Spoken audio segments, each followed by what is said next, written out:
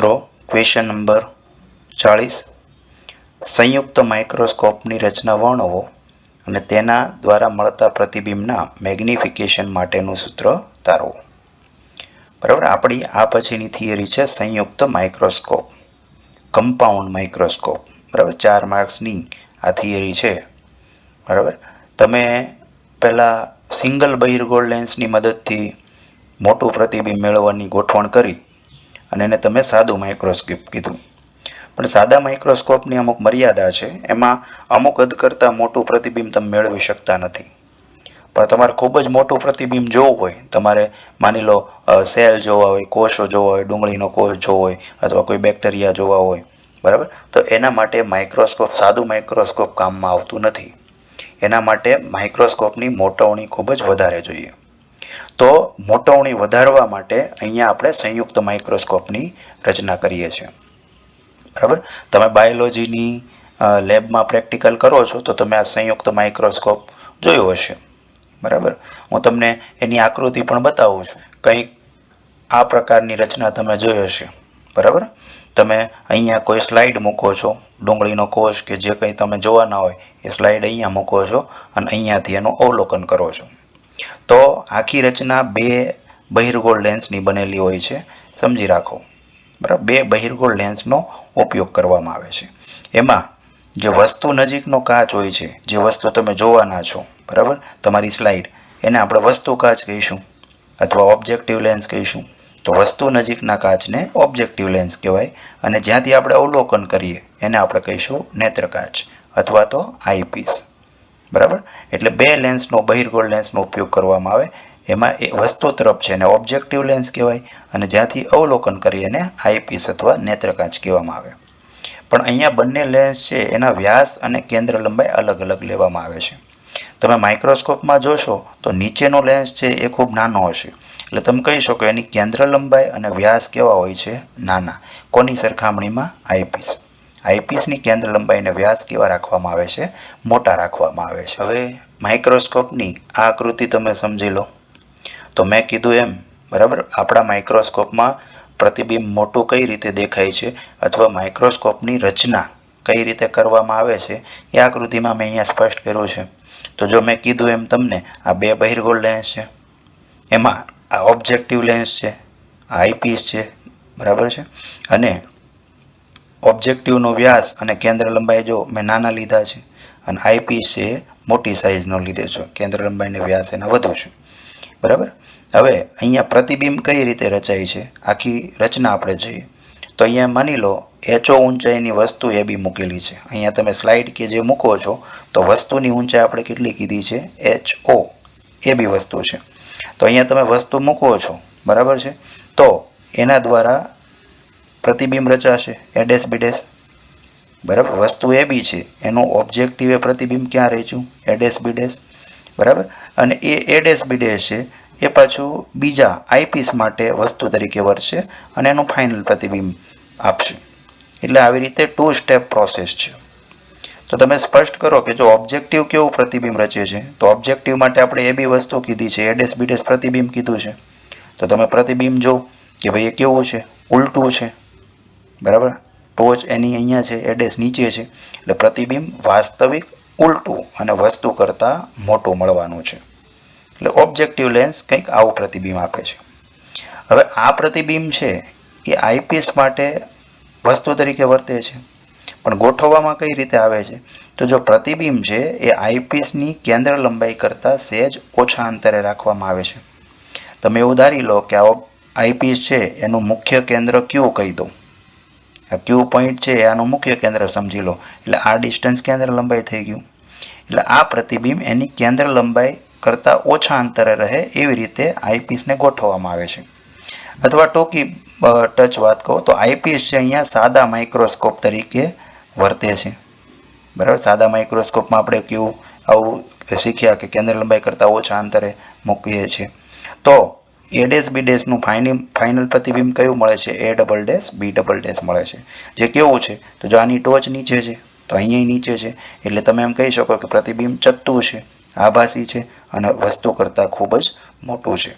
એટલે આઈપીસ આપણો સાદા માઇક્રોસ્કોપની જેમ વર્તીને આભાસી, ચત્તું અને ખૂબ જ મોટું પ્રતિબિંબ આપે છે. બરાબર. તો આખી ગોઠવણી આવી રીતે છે. બાકી અહીંયા એંગલ પણ દર્શાવેલા છે કે અહીંયા ઓબ્જેક્ટિવ લેન્સ સાથે કિરણ આવ્યું એ વક્રીભવન પામીને માની લો અક્ષ સાથે બીટા એંગલ બનાવે છે અહીંયા. બરાબર. અને આ એંગલ પણ તો કેટલો થશે? બીટા. એ બી ઊંચાઈ HO છે અને ઇમેજ એડેસ બીડેસની કેટલી છે? HI. બરાબર. અહીંયા અંતરો પણ સમજી લો કે વસ્તુ અંતર કેટલું છે? U. બરાબર. આ P છે, P પોઈન્ટ છે એ ઓબ્જેક્ટિવનું મુખ્ય કેન્દ્ર છે. એટલે આ ડિસ્ટન્સ કેટલું થશે? FO. આ બે પોઈન્ટ વચ્ચેનું. બરાબર. આ લેન્સ ઓબ્જેક્ટિવના ઓપ્ટિકલ સેન્ટરથી P, આ FO થશે. એ જ રીતે આઈપીસ લઈ લો તો આ એનું ઓપ્ટિકલ સેન્ટર અને આ એનું મુખ્ય કેન્દ્ર એટલે એ થઈ જશે FE. બરાબર. હવે અહીંયા આ P અને Q વચ્ચેનું ડિસ્ટન્સ જે L છે આ સમજો. તો P અને Q વચ્ચેનું ડિસ્ટન્સ છે L, એને આપણે કહીશું ટ્યુબ લંબાઈ. આ રાશિ સમજી રાખો. આને શું કહીએ છીએ? ટ્યુબ લંબાઈ.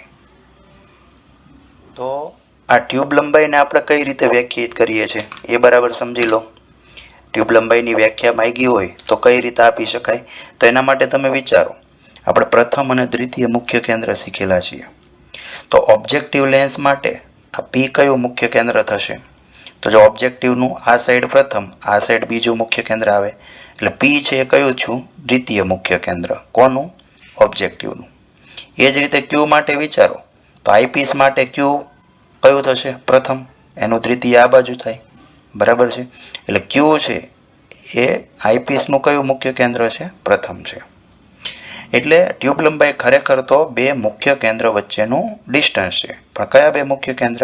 તો ઓબ્જેક્ટિવ લેન્સનું દ્વિતીય મુખ્ય કેન્દ્ર અને આઈપીસનું પ્રથમ મુખ્ય કેન્દ્ર વચ્ચેના અંતરને શું કહેવાય? માઇક્રોસ્કોપની ટ્યુબ લંબાઈ તરીકે ઓળખવામાં આવે છે. હવે આટલી રાશિ સમજ્યા પછી આપણે આ માઇક્રોસ્કોપની મોટવણીનું સૂત્ર જોઈએ કે ખરેખર આ માઇક્રોસ્કોપ છે એ વસ્તુનું કેટલા ગણું પ્રતિબિંબ આપે છે. તો જે કઈ રીતે વ્યાખ્યાયિત કરીએ એ પછીની સ્લાઇડમાં. હવે અહીંયા માઇક્રોસ્કોપની મોટવણી આપણે જોઈએ છે તો પહેલાં તો વિચારી લઈએ આપણે કઈ રીતે ગણીશું.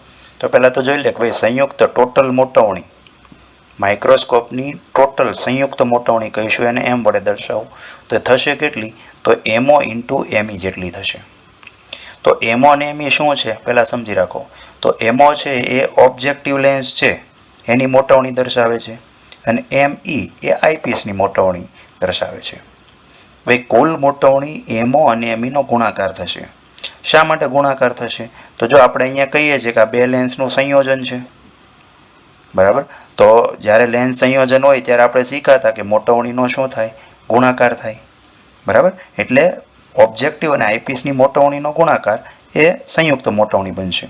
એટલે આપણે સંયુક્ત મોટવણી શોધવા માટે ઓબ્જેક્ટિવ અને આઈપીસની મોટવણી શોધશું. હવે એ કઈ રીતે આપણે ગણીએ જોઈ લો, પછી એમાં કિંમત મૂકીએ એટલે આપણું મોટવણીનું ફાઇનલ સૂત્ર મળે. તો સૌથી પહેલાં ઓબ્જેક્ટિવની મોટવણી, ઓબ્જેક્ટિવ લેન્સની મોટવણી કેટલી થશે? બરાબર. તો જો ઓબ્જેક્ટિવ માટે મોટવણીનું સૂત્ર છે H'/H એટલે પ્રતિબિંબની ઊંચાઈ ભાગ્યા વસ્તુની ઊંચાઈ. તો ઓબ્જેક્ટિવ લેન્સ આપણે લઈએ તો પ્રતિબિંબની ઊંચાઈ કેટલી છે? HI અને વસ્તુની ઊંચાઈ કેટલી છે? HO. બરાબર. આ પ્રતિબિંબ બનશે, આ વસ્તુ બનશે ઓબ્જેક્ટિવ માટે. એટલે એ પ્રમાણે શું થશે? HI/HO. તો પહેલાં HI અને HOની કિંમત લાવીએ ત્રિકોણમાંથી. બરાબર. તો પહેલો ત્રિકોણ આપણે લઈ લઈએ. બરાબર. ત્રિકોણ XYP. બરાબર. ત્રિકોણ XYPમાં અહીંયા આટલો ત્રિકોણ લઈ લઈએ આપણે. આ X, XY અને P. બરાબર. એમાં બીટા લઈએ એટલે tan બીટા લઈએ આપણે. તો tan બીટા શું થઈ છે? તો આ થશે XY, સામેની બાજુ XY છેદમાં પાસેની બાજુ કેટલી થશે? XP. એટલે XYના છેદમાં XP. બરાબર. કિંમત મૂકીએ તો જો XY કેટલું છે તો આ XY જેટલું છે એ જ આ વસ્તુની ઊંચાઈ છે HO. બરાબર. એટલે XY કેટલું છે? HO અને છેદમાં XP. XP આપણે આકૃતિમાં કેટલું કીધું છે? FO. એટલે HOના છેદમાં FO. અને આપણે HI જોઈએ છે તો HO જોઈએ છે આમાંથી. તો HOને કરતાં બનાવીએ તો શું બને? FO tan beta. HO શું થશે? FO tan beta. એ જ રીતે બીજા ત્રિકોણમાંથી આપણને એચઆઈની વેલ્યુ મળશે. બરાબર, તો તમે આ ત્રિકોણ લઈ લો, આટલો ત્રિકોણ. બરાબર, આ ઊંધો ત્રિકોણ તમે વિચારો. તો જો અહીંયા ખૂણો બીટા બને છે, તો આમાં ટેન બીટા લઈ લઈએ. તો જો અહીંયા ટેન બીટા શું થશે? બરાબર, તો એ ટેન બીટા લખીએ તો આપણે લખશું એ ડેશ બી ડેશ છેદમાં પી બી ડેશ. તો એ ડેશ બી ડેશ કેટલું છે આપણું? એચઆઈ. અને પી બી ડેશ કેટલું છે? તો પી બી ડેશ આપણે ટ્યુબ લંબાઈ એલ તરીકે ઓળખીએ છીએ. એટલે જો આપણું પદ આવું થાય, એ ડેશ બી ડેશના છેદમાં પી બી ડેશ એટલે એચઆઈના છેદમાં એલ. તો એચઆઈને કરતાં બને તો શું બને? L tan beta. બરાબર, એટલે જો આપણને એચઆઈ અને એચઓની કિંમત મળી ગઈ, તો એચઆઈ એચઓ મળે તો આપણને એમઓ ક્લિયર થઈ જાય. તો જો ચાલો એમાં કિંમત મૂકીએ તો ઓબ્જેક્ટિવની મોટવણી એમઓ કેટલી થઈ ગઈ? તો એચઆઈ એટલે L tan beta upon HO એટલે એફઓ ટેન બીટા. તો ટેન બીટા કેન્સલ એટલે એલ બાય એફઓ. બરાબર, તો ઓબ્જેક્ટિવની મોટવણીનું સૂત્ર કેટલું થાય છે? L by FO. તો આપણે તારવું. હવે આઈપીએસની મોટવણીનું સૂત્ર તારવાની જરૂર નથી, એ આપણને સીધો ખ્યાલ છે. આપણે થિયરીમાં એમ કીધું કે આઈપીએસ છે એ સાદા માઇક્રોસ્કોપની જેમ વર્તે છે, અને સાદા માઇક્રોસ્કોપની મોટવણીનું સૂત્ર આપણે યાદ રાખ્યું હતું 1+d/f. બરાબર, અહીંયા આઈપીએસ છે એટલે આઈપીએસની કેન્દ્ર લંબાઈ આપણે કેટલી મૂકીએ છીએ? એફઈ. બરાબર, અહીંયા પણ ફાઇનલ પ્રતિબિંબ આપણે ક્યાં લેવાના છીએ? નિયર પોઈન્ટ ઉપર. બરાબર, તમે આકૃતિમાં જો તો અંતિમ પ્રતિબિંબ જે તમને ક્યાં મળવાનું છે? ડી પોઈન્ટ ઉપર 25 સેન્ટીમીટર અંતરે. બરાબર, એટલે મોટવણી 1+d/f થાય આઈપીએસની. હવે તમે એમઓ અને એમઈની કિંમત મૂકો તો એમઓ કેટલું આપણે લખશું? એમઓ આપણે લખ્યું એલ બાય એફઓ. બરાબર, અને એમઈ કેટલું છે? 1+d/f. તો જો આ મોટવણીનું વ્યાપક સૂત્ર થઈ ગયું. બરાબર, પણ આમાં આપણે ધારણા કરીએ કે માની લો અંતિમ પ્રતિબિંબ છે એ ખૂબ જ દૂર મળે છે. બરાબર, આપણે ડી 25 સેન્ટીમીટર લીધું એની જગ્યાએ અનંત અંતરે લઈએ, ખૂબ દૂર લઈએ. બરાબર, તો તમને ખ્યાલ છે કે હવે 1 આપણે અવગણીએ છીએ, d/f પદ મોટું થશે એટલે 1ને અવગણીએ છીએ. તો 1ને અવગણીએ તો આપણી મોટવણી શું થઈ ગઈ? L D upon FO Fe. એટલે માઇક્રોસ્કોપ, સંયુક્ત માઇક્રોસ્કોપની મોટવણીનું સૂત્ર શું છે? L D upon FO Fe. આમાં રાશિ ઓળખી રાખજો. એલ શું છે આકૃતિમાં? તો આપણે આકૃતિમાં કીધું એલ ટ્યુબ લંબાઈ છે. ડી શું છે? એ નિયર પોઈન્ટ છે 25 સેમી. એફઓ ઓબ્જેક્ટિવની કેન્દ્ર લંબાઈ છે અને એફઈ આઈપીએસની કેન્દ્ર લંબાઈ છે. તો આ ચાર રાશિ તમે ભરો તો તમને માઇક્રોસ્કોપની મોટવણીનું સૂત્ર મળી જાય. હવે મિત્રો, માઇક્રોસ્કોપ માટે મોટવણીના બીજા બે સૂત્રો પણ તમે યાદ રાખી લેજો. આ હું તમને આપું છું. આપણી ટેક્સ્ટ બુકમાં સૂત્રો નથી, પણ દાખલામાં આ સૂત્રનો યુઝ થાય છે. જે એલડી અપોન એફઈ સૂત્ર લીધું છે એફઓ એફઈ મોટવણીનું, નોર્મલી એ સૂત્ર આપણે દાખલામાં યુઝ કરવાના નથી. એટલે બીજા બે સૂત્ર તમને સમજાવું છું કિંમતો સહી. જો તો આ માઇક્રોસ્કોપ છે, ફરીથી જોઈ લો આકૃતિ કે આ ઓબ્જેક્ટિવ લેન્સ છે, આ આઈપીએસ છે. બરાબર, ઓબ્જેક્ટિવની કેન્દ્ર લંબાઈ આપણે ધારણા પ્રમાણે જે એફઓ અને એફઈ આઈપીએસની એ જ છે. તો ઓબ્જેક્ટિવ પાસે આપણે અહીંયા વસ્તુ મૂકી દીધી એ બી, તો એનું પ્રતિબિંબ ક્યાં રચ્યું? એને એ ડેશ બી ડેશ. બરાબર, તો જો આપણે એના માટે ધાર લઈએ કે ઓબ્જેક્ટિવ માટે વસ્તુ એ બી ક્યાં મૂકી છે? u1 અંતરે, અને એનું પ્રતિબિંબ ક્યાં મળ્યું? v1 અંતરે. બરાબર, તો ઓબ્જેક્ટિવ માટે એ બી વસ્તુ એ ડેશ બી ડેશ પ્રતિબિંબ, વસ્તુ અંતર u1, પ્રતિબિંબ અંતર v1. બરાબર, હવે આ એ ડેશ બી ડેશ છે એ આઈપીએસ માટે વસ્તુ તરીકે વર્તશે, અને એનું અહીંયા એ double dash B double dash ઉપર ફાઇનલ પ્રતિબિંબ આપવાનું છે અહીંયા ક્યાંક. બરાબર છે, તો એના માટે ધારી લઈએ કે આઈપીએસ માટે વસ્તુ અંતર કેટલું લીધું છે? v2. અહીંયાથી આ કેટલા અંતરે છે? v2.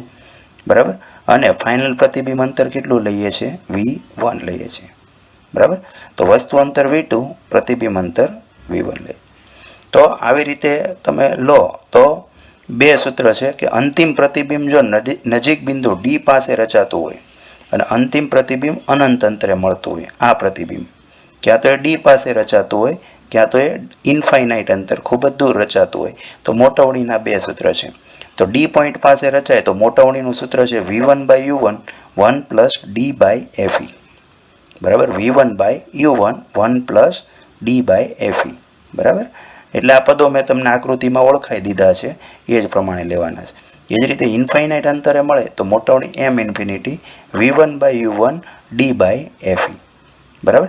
એટલે આ પદો તમે યાદ રાખો તો આ સૂત્રમાં કિંમત ભરો જે તે, તો તમે બે અલગ અલગ કન્ડિશનમાં કે નજીક બિંદુ માટે પ્રતિબિંબ હોય કે અનંત અંતર પ્રતિબિંબ મળતું એવું પૂછવું હોય તો તમે એની મોટવણી લાવી શકો. એટલે આ સૂત્ર તમે લખી રાખજો અને યાદ રાખજો. હવે ક્વેશ્ચન નંબર 41, એસ્ટ્રોનોમિકલ ટેલિસ્કોપનો ઉપયોગ, રચના અને કાર્ય સમજાવો. બરાબર. માઇક્રોસ્કોપ પછી હવે આપણે ભણશું એસ્ટ્રોનોમિકલ ટેલિસ્કોપ. એસ્ટ્રોનોમિકલ એટલે ખગોળશાસ્ત્રીઓ જે સ્ટાર્સ છે એ બધા અવલોકન કરવા માટે જે યુઝ કરે છે એસ્ટ્રોનોમિકલ ટેલિસ્કોપ. બરાબર. માઇક્રોસ્કોપનો ઉપયોગ જેમ આપણે વસ્તુને મોટી જોવા માટે કરીએ છીએ, બરાબર, એમ ટેલિસ્કોપને દૂરની વસ્તુ નજીક દેખાય એના માટે આપણે યુઝ કરીએ છીએ. તો તમે ટેલિસ્કોપ જોયું જ હશે, હું તમને એની આકૃતિ દર્શાવું પછી આપણે એમાં શીખીએ. મિત્રો, આ એક પ્રકારનું એસ્ટ્રોનોમિકલ ટેલિસ્કોપ જ છે. તો તમે આ ટેલિસ્કોપ જોયું છે, એમાં તમે સાદા અવલોકનથી કહી શકો કે એમાં પણ બે લેન્સ હોવાના છે. તો અહીંયા ટેલિસ્કોપમાં પણ બે બહિર્ગોળ લેન્સનો ઉપયોગ કરવામાં આવે છે. એમાં તમે જે વસ્તુ તરફ રાખેલો હોય, બરાબર, અહીંયા તમે સ્ટાર કે જે વસ્તુ આકાશમાં અવલોકન કરવાના છો એ તરફ જે લેન્સ રાખો એને આપણે શું કહીશું? ઓબ્જેક્ટિવ લેન્સ અથવા તો વસ્તુ કાચ. એટલે વસ્તુ તરફ જે રાખવામાં આવે વસ્તુ કાચ છે, અને જ્યાંથી અવલોકન કરવામાં આવે અહીંયાથી, તો આ શું બનશે? આઈપીસ અથવા તો નેત્રકાચ. તો તમે ટેલિસ્કોપમાં જોયું હશે કે અહીંયા માઇક્રોસ્કોપ કરતાં ઉલટું છે. અહીંયા જે ઓબ્જેક્ટિવ લેન્સ છે એની કેન્દ્ર લંબાઈને વ્યાસ મોટો રાખવામાં આવે છે, જ્યારે આઈપીસ છે એની કેન્દ્ર લંબાઈને વ્યાસ નાનો રાખવામાં આવે છે. એટલે આ મિત્રો યાદ રાખજો કે ઓબ્જેક્ટિવનો વ્યાસ મોટો, આઈપીસનો વ્યાસ કેવો હોય? નાનો હોય. હવે એને આપણે ટુ ડાયમેન્શનલ આકૃતિમાં જોઈએ. તો આકૃતિ ધ્યાનથી જુઓ. અહીંયા મેં 2D આકૃતિ દોરેલી છે. તો અહીંયા તમે જો આ ઓબ્જેક્ટિવ લેન્સ છે, વસ્તુકાચ છે, આઈપીસ છે, નેત્રકાચ છે, અને કીધું એ પ્રમાણે ઓબ્જેક્ટિવનો વ્યાસ અને કેન્દ્ર લંબાઈ વધુ છે, આઈપીસનો વ્યાસ અને કેન્દ્ર લંબાઈ કેવો છે? ઓછો છે. હવે આ રચના, બરાબર, કઈ રીતે પ્રતિબિંબ રચે છે એ આપણે જોઈએ. તો જો કોઈ પણ ઓબ્જેક્ટિવ ટેલિસ્કોપથી તમે કોઈ પણ વસ્તુ જુઓ છો, બરાબર, તમે ચંદ્ર કે કોઈ અવલોકન કરો છો ધારો કે, તો એ દૂરની વસ્તુમાંથી જે પ્રકાશના કિરણો આવે છે તો સૌથી પહેલાં ક્યાંથી પસાર થવાના છે? ઓબ્જેક્ટિવ લેન્સમાં. અને ઓબ્જેક્ટિવ લેન્સમાંથી પસાર થઈને, બરાબર, એ ઓબ્જેક્ટિવ લેન્સ આ વસ્તુનું પ્રતિબિંબ આપશે. બરાબર, એમાંથી વક્રીભવન પામીને એ પ્રતિબિંબ આપશે. તો એ પ્રતિબિંબ ધારો કે આપણે કહી દઈએ છીએ A1 B1. બરાબર. એટલે ઓબ્જેક્ટિવ વસ્તુનું પ્રતિબિંબ ક્યાં રચે છે? A1 B1. તો તમે જોઈ શકો છો પ્રતિબિંબ કેવું છે? તો પ્રતિબિંબ અહીંયા વાસ્તવિક અને ઉલટું મળશે. ઓબ્જેક્ટિવ લેન્સ, બરાબર, વસ્તુનું વાસ્તવિક અને ઉલટું પ્રતિબિંબ રચે છે. હવે આ પ્રતિબિંબ છે એ આઈપીસ માટે વસ્તુ તરીકે વર્તશે. બરાબર. અહીંયા મેં કીધું એમ જે માઇક્રોસ્કોપમાં હતું એમ સેમ ટુ સેમ અહીંયા આઈપીસ સાદું માઇક્રોસ્કોપ તરીકે જ વર્તવાનું છે. બરાબર. અને અહીંયા આઈપીસ છે નળીમાં આગળ પાછળ સરકાવી શકાય એવી વ્યવસ્થા છે. બરાબર. તમે આઈપીસને સરકાવીને એવી જગ્યાએ લાવો છો કે જેથી A1 B1 છે, બરાબર છે, એના મુખ્ય કેન્દ્રની નજીક આવે, મુખ્ય કેન્દ્ર કરતાં ઓછા અંતરે આવે. તો જો એવી ગોઠવણી કરવામાં આવે તો આઈપીસ દ્વારા વસ્તુનું ખૂબ જ મોટું પ્રતિબિંબ રચાય છે, આભાસી અને ચત્તુ. આને વસ્તુ ગણીએ A1 B1 ને, તો એના પ્રમાણમાં આભાસી અને ચત્તુ પ્રતિબિંબ રચાય છે. આમ જોઈએ તો મૂળ વસ્તુની સરખામણીમાં પ્રતિબિંબ કેવું છે? ફાઇનલ પ્રતિબિંબ ઉલટું છે. મૂળ વસ્તુ તમે જે જો છો એ ચત્તી છે, એની સામે અંતિમ પ્રતિબિંબ છે એ કેવું છે? ઉલટું છે. એટલે તમને આમાં ઉલટું પ્રતિબિંબ દેખાય છે. બરાબર. એટલે આ રીતે આખી રચના કાર્ય કરે છે. હવે આમાં આપણે થોડી ભૂમિતિ જોઈએ, અમુક રાશિ જોઈએ. તો જો અહીંયા કીધું એ પ્રમાણે આ મુખ્ય કેન્દ્ર બનશે આઈપીસનું, F છે, બરાબર. આ પ્રતિબિંબ એના મુખ્ય કેન્દ્રની નજીક રચે એવી રીતે રાખવામાં આવે છે. બરાબર. એટલે અહીંયાથી આ ડિસ્ટન્સ તમને બે ડિસ્ટન્સ મળશે. તો આટલું જે ડિસ્ટન્સ છે ઓબ્જેક્ટિવના ઓપ્ટિકલ સેન્ટરથી આ B1 પોઈન્ટ સુધીનું FO બનશે. એ ઓબ્જેક્ટિવની કેન્દ્ર લંબાઈ દર્શાવે છે. એ જ રીતે આ Fથી આઈપીસનું ઓપ્ટિકલ સેન્ટર છે, FE બનશે. એ આઈપીસની કેન્દ્ર લંબાઈ છે. એટલે અહીંયા ઓબ્જેક્ટિવની કેન્દ્ર લંબાઈ FO છે, આઈપીસની FE છે. અને અહીંયા આ બંને કેન્દ્ર લંબાઈનો સરવાળો એને આપણે ઓપ્ટિકલ લેન્થ કહીએ છીએ એલ.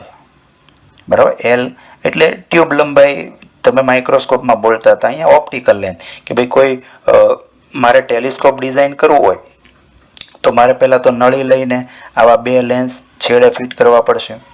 તો આ નળીની લંબાઈ કેટલી રાખીએ એ આપણી શું થઈ? ઓપ્ટિકલ લેન્થ થઈ. તો સ્વાભાવિક છે લંબાઈ કેટલી હોવી જોઈએ? Greater than or equal to FO plus FE હોવી જોઈએ. બરાબર, આ બે કેન્દ્ર લંબાઈનો સરવાળો એ જ આપણા બે લેન્સ વચ્ચેનું ડિસ્ટન્સ બને છે. એટલે નોર્મલી FO પ્લસ FE થશે, પણ આપણે આ લેન્સને આગળ પાછળ સરખાવવાનો છે એટલે થોડી મોટી લેવી પડશે. એટલે L greater than or equal to શું થાય? FO પ્લસ FE ઓપ્ટિકલ લંબાઈ રાખવી પડે. અહીંયા આ એંગલ આલ્ફા છે એટલે અભિકોણો પ્રમાણે આ એંગલ આલ્ફા થશે. આ એંગલ અંતિમ પ્રતિબિંબે બનાવેલો ખૂણો છે એ આપણે શું કહીએ છીએ? બીટા કહીએ છીએ. તો હવે આપણે એનો ઉપયોગ રચના થયા. હવે આપણે એનું મોટવણીનું સૂત્ર તારવીએ. હવે ટેલિસ્કોપની મોટવણીનું સૂત્ર છે M બરાબર બીટા બાય આલ્ફા. આ સૂત્ર તમે યાદ રાખો છો. મોટવણી દર્શાવવામાં આવે છે બીટા બાય આલ્ફા. અહીંયા બીટા અને આલ્ફા સમજો શું છે? તો બીટાને આપણે કહીશું અંતિમ પ્રતિબિંબે આંખ સાથે બનાવેલો ખૂણો. જ્યારે આલ્ફા શું છે? એ વસ્તુએ ઓબ્જેક્ટિવ લેન્સ સાથે બનાવેલો ખૂણો છે. તમે આકૃતિમાં આલ્ફા અને બીટા જો એટલે તમને ખ્યાલ આવી જાય કે અહીંયા દાખલા તરીકે આલ્ફાની વાત કરું તો જો અહીંયા ઓબ્જેક્ટિવ લેન્સ છે, અહીંયા વસ્તુ છે, એમાંથી કોઈ કિરણ આવ્યું, બરાબર, એ આપણો ઓબ્જેક્ટિવ લેન્સ સાથે કેટલો ખૂણો બનાવે છે? આલ્ફા બનાવે છે. બરાબર, એટલે આલ્ફા શું છું? કે વસ્તુમાંથી આવતા કિરણે ઓબ્જેક્ટિવ લેન્સ સાથે બનાવેલો ખૂણો છે. એ જ રીતે અહીંયા બીટા કોને કહેવામાં આવે છે? તો જો આપણું અંતિમ પ્રતિબિંબ છે A2B2 અંતિમ પ્રતિબિંબ છે તો એમાંથી જે કિરણ આવે, બરાબર, એ આઈપીસ સાથે કેટલો ખૂણો બનાવે છે? તો આટલો એંગલ આપણે શું કહીએ છીએ? બીટા. એટલે આલ્ફા અને બીટાની ઓળખ યાદ રાખજો. આલ્ફા ફરીથી એ વસ્તુ એ ઓબ્જેક્ટિવ સાથે બનાવેલો ખૂણો છે, જ્યારે બીટા એ અંતિમ પ્રતિબિંબે આંખ સાથે બનાવેલો ખૂણો છે. એટલે મોટવણીનું સૂત્ર આપણે લઈએ છીએ બીટા અપોન આલ્ફા. હવે આ બીટા અને આલ્ફાની કિંમત આપણે ત્રિકોણમાંથી લઈએ એટલે આપણને ફાઇનલ મોટવણીનું સૂત્ર મળે. તો જો બે એંગલ આપું છું તમને, તો જો અહીંયા તમે આટલો ત્રિકોણ લઈ લો, બરાબર, આમાં આ બીટા છે તો tan બીટા લો તમે, તો tan બીટા શું થશે? તો સામેની બાજુ A1 B1 અને છેદમાં પાસેની બાજુ બને છે, પાસેની બાજુ શું બને છે? FE. એટલે tan બીટા શું થશે? tan બીટા A1 B1 છેદમાં શું થશે? FE. અને બીટા નાનો છે એટલે tan બીટાનો શું લખાય? બીટા. એ જ રીતે tan આલ્ફા જોવો હોય તો અહીંયા બીજો એંગલ આપું છું. દાખલા તરીકે આ તમે ટ્રાયેંગલ જોઈ લો, બરાબર, આટલો ટ્રાયેંગલ રેડ કલર, આટલો આલ્ફા છે. હવે તમે tan આલ્ફા લો તો શું થાય? સામેની બાજુ તો એ બની A1 B1 છેદમાં પાસેની બાજુ એટલે બની OB1. એટલે OB1 એટલે આપણું શું થયું? FO. બરાબર, એટલે શું છું? A1 B1 છેદમાં FO. તો tan આલ્ફા તમે લખી શકો A1 B1 છેદમાં FO અને tan આલ્ફા શું બને? આલ્ફા. બરાબર, તો હવે આમાં કિંમત મૂકો તો મોટવણી શું બની જાય? બરાબર, બીટા એટલે તમે લખો A1 B1 ના છેદમાં FE, છેદમાં લખવાના છે આલ્ફા એટલે A1 B1 ના છેદમાં FO. બરાબર, અહીંયા આલ્ફા છેદમાં છે, મેં અહીંયા ગુણાકારમાં લખ્યા છે એટલે મેં ઉલટું લખ્યું છે FO ના છેદમાં A1 B1. અને A1 B1 તમે કટ કરો તો મોટવણી શું મળે? FO by FE. બરાબર, એટલે ટેલિસ્કોપની મોટવણીનું સૂત્ર શું છે? FO upon FE. FO શું છે? ઓબ્જેક્ટિવની કેન્દ્ર લંબાઈ, ઓબ્જેક્ટિવ લેન્સની, અને છેદમાં FE શું છે? આઈપીસની કેન્દ્ર લંબાઈ. હવે આમાંથી તમે જુદા જુદા ટૂંકા પ્રશ્નો વિચારી શકો. હવે આપણી જે ચર્ચા છે એવી છે કે ભાઈ મારે સારું ટેલિસ્કોપ જોઈએ છે, પાવરફુલ ટેલિસ્કોપ જોઈએ છે, તો એની લાક્ષણિકતા કઈ? અથવા ખૂબ જ વધુ મોટવણી મળે એવું ટેલિસ્કોપ કઈ રીતે બનાવી શકાય? તો જો તમારે મોટવણીનું મૂલ્ય શક્ય એટલું વધુ ક્યારે મળે તમને? તો FO કેવું હોવું જોઈએ? શક્ય એટલું વધારે હોવું જોઈએ. અથવા FE કેવું હોવું જોઈએ? શક્ય એટલું નાનું હોવું જોઈએ. તો મોટવણી વધારે આવે, આ ગુણોત્તર શક્ય એટલો મોટો આવશે. એટલે મોટવણી ક્યારે વધુ મળે? કે ઓબ્જેક્ટિવની કેન્દ્ર લંબાઈ કેવી હોય છે? શક્ય એટલી મોટી. અને આઈપીસની કેન્દ્ર લંબાઈ કેટલી હોવી જોઈએ? શક્ય એટલી નાની. તો મોટવણીનું મૂલ્ય વધુ મળે. ટેલિસ્કોપ માટે બીજી 2-3 અગત્યની નોંધ પણ જોઈ જઈએ. બરાબર. તો ટેલિસ્કોપ માટે મોટવણીના 2 સૂત્રો છે. બરાબર. જેમ આપણે માઇક્રોસ્કોપમાં મોટવણીના સૂત્ર જોયા કે ભાઈ અંતિમ પ્રતિબિંબ મારે અનંત અંતરે જોઈએ છે અથવા અંતિમ પ્રતિબિંબ નજીક બિંદુએ જોઈએ છે. તો મોટવણી કેટલી? તો અહીંયા પણ એ 2 ઓપ્શન છે. અહીંયા બીજા 2 સૂત્ર તમે યાદ રાખજો કે ટેલિસ્કોપના કેસમાં તમારે અંતિમ પ્રતિબિંબ ઇન્ફાઇનાઇટ અંતરે જોતું હોય તો મોટવણી આપણે કહીશું m ઇન્ફાઇનાઇટ અને એનું સૂત્ર છે FO/FE. જે સૂત્ર આપણે તારવેલું એ હકીકતમાં અંતિમ પ્રતિબિંબ ક્યાં મળે છે? અનંત અંતરે મળે છે અથવા રિલેક્સ આઈ કન્ડિશન છે. એ જ રીતે અંતિમ પ્રતિબિંબ નજીક બિંદુએ જોતું હોય 25 સેન્ટીમીટર જોતું હોય તો મોટવણીનું સૂત્ર શું છે? FO/FE કૌંસમાં 1 + FE/d. બરાબર મિત્રો, આ 2 સૂત્ર છે એ પણ આપણા સિલેબસમાં નથી. બરાબર. NCERT સિલેબસમાં આ સૂત્રો નથી આપવામાં આવ્યા એટલે આ સૂત્ર 2 તમે યાદ રાખજો. નજીક બિંદુ અને અનંત અંતરે ટેલિસ્કોપમાં, માઇક્રોસ્કોપમાં અને સાદા માઇક્રોસ્કોપમાં 3 કેસમાં આવા 2 સૂત્રની પેર આવશે. એ બરાબર યાદ રાખજો. બીજી 3 બાબતો ટેલિસ્કોપમાં છે. બરાબર કે સારા ટેલિસ્કોપ બનાવવા માટે શું જરૂરી છે? તો એમાં ઓબ્જેક્ટિવની પ્રકાશ સમાવેશ ક્ષમતા અને વિભેદન શક્તિ 2 મહત્વની બાબતો છે. બરાબર. પ્રકાશ સમાવેશ ક્ષમતા એટલે શું? Power of accommodation. કે ભાઈ તમે ઓબ્જેક્ટિવ લેન્સ છો બનાવો છો ટેલિસ્કોપમાં ઓબ્જેક્ટિવ લેન્સ તો કેવો રાખશો? તો જો ઓબ્જેક્ટિવ લેન્સમાંથી જેમ વધુ ને વધુ લાઇટ વસ્તુમાંથી આવશે, બરાબર, એમ અહીંયા જે પ્રતિબિંબ હશે એની તીવ્રતા શાર્પનેસ કેવી હશે? વધારે હશે. એટલે પ્રકાશ સમાવેશ ક્ષમતા કે કેટલી લાઇટ એન્ટર થાય છે અંદર. બરાબર. તો એટલે વધુ લાઇટ એન્ટર થવા માટે જ આપણે ઓબ્જેક્ટિવ લેન્સનો વ્યાસ કેવો રાખીએ છીએ? મોટો રાખીએ છીએ. અને બીજું એની વિભેદન શક્તિ. તો આ શબ્દ આપણે ડિટેલમાં ભણવાના છીએ તરંગ પ્રકાશશાસ્ત્રમાં, પણ અત્યારે હું ટૂંકમાં કહી દઉં કે વિભેદન શક્તિ એટલે પ્રતિબિંબને છૂટા છૂટા જોવાની ક્ષમતા, કેપેસિટી. માની લો તમે 2 સ્ટાર એકબીજાની એકદમ નજીક આવેલા સ્ટાર છે એ ટેલિસ્કોપથી જોવો છો. બરાબર. તો અને માની લો આ ટેલિસ્કોપની મોટવણી ખૂબ જ વધારે છે, ખૂબ જ પાવરફુલ ટેલિસ્કોપ છે, તો આ પ્રતિબિંબ તમને કેવું દેખાશે? ખૂબ જ મોટું દેખાશે. બરાબર. હવે ખાલી મોટું દેખાવું જરૂરી નથી, પ્રતિબિંબ છૂટું પણ દેખાવું જરૂરી છે. જો છૂટું નહીં દેખાય તો આ પ્રતિબિંબો એકબીજામાં મિક્સ થઈ જશે, ભળી જશે. બરાબર. તો એ નકામું થશે. એટલે પ્રતિબિંબની છૂટા દેખાડવાની ક્ષમતા એને આપણે શું કહીએ? વિભેદન શક્તિ. આ કઈ રીતે ભળી જાય છે અને શું થાય એ પછી આપણે જોઈશું, પણ અત્યારે તમે યાદ રાખો કે છૂટા પાડવાની ક્ષમતા. બરાબર.